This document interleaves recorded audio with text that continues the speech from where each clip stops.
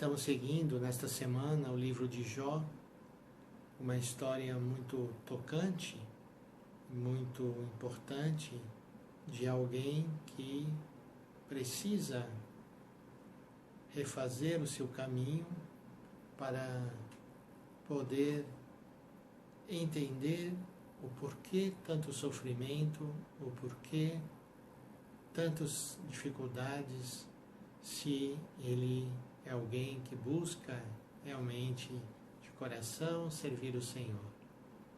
Jó sofre e sofre principalmente por não entender o porquê o Senhor está agindo assim. No seu livro, por diversas páginas, nós temos esse confronto de Jó com o Senhor. Sei muito bem que é assim. Como poderia o homem ser justo diante de Deus? Diz Jó aos seus amigos. Se eu quisesse disputar com ele, entre 1000 razões não haverá uma para rebatê-lo. Ele é sábio de coração e poderoso em força. Quem poderia enfrentá-lo e ficar ileso? Ele desloca as montanhas sem que elas percebam, as derruba em sua cólera. Ele manda ao sol que não brilhe e guarda escondidas as estrelas. Faz prodígios insondáveis e maravilhas sem conta. Se passa junto de mim, não o vejo. Quando se afasta, não o percebo. Quem sou eu para replicar-lhe? E contra ele escolher meus argumentos? Ainda que eu tivesse razão, não poderia replicar e deveria pedir misericórdia ao meu juiz. Nesse tempo que nós estamos diante de tantos problemas, de tantas dificuldades, e não encontramos resposta, muitas vezes nós nos rebelamos contra nosso Deus e Criador. E queremos que Ele nos diga por que isso tudo está acontecendo. Mas vamos, como Jó, entregar nas mãos dele, ele que é o Criador, está muito acima de mim a sua inteligência, o seu poder. Quem sou eu para questionar aquilo que o Senhor está fazendo, aquilo que o Senhor está permitindo? Ele conhece razões que eu não tenho condições de acompanhar nem de compreender. Então se trata realmente de deixar-se conduzir pela vontade de Deus.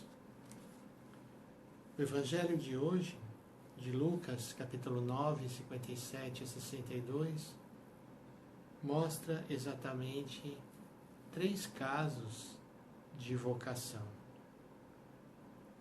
O primeiro diz: enquanto Jesus e seus discípulos caminhavam, alguém na estrada disse a Jesus: eu te seguirei onde quer que tu fores.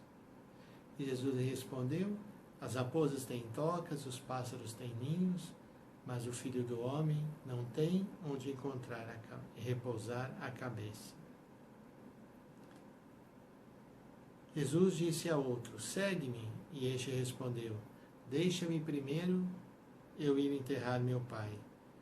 Jesus respondeu: deixa que os mortos enterrem seus mortos, mas tu vai anunciar o reino de Deus. E um terceiro disse: eu te seguirei, Senhor, mas deixa-me primeiro despedir-me dos meus familiares. E Jesus respondeu-lhe: quem põe a mão no arado e olha para trás não é digno de entrar para o reino de Deus. Aparentemente, na primeira leitura, soa para nós como respostas muito duras. Jesus poderia ter sido um pouco mais compreensivo com as situações daquelas pessoas.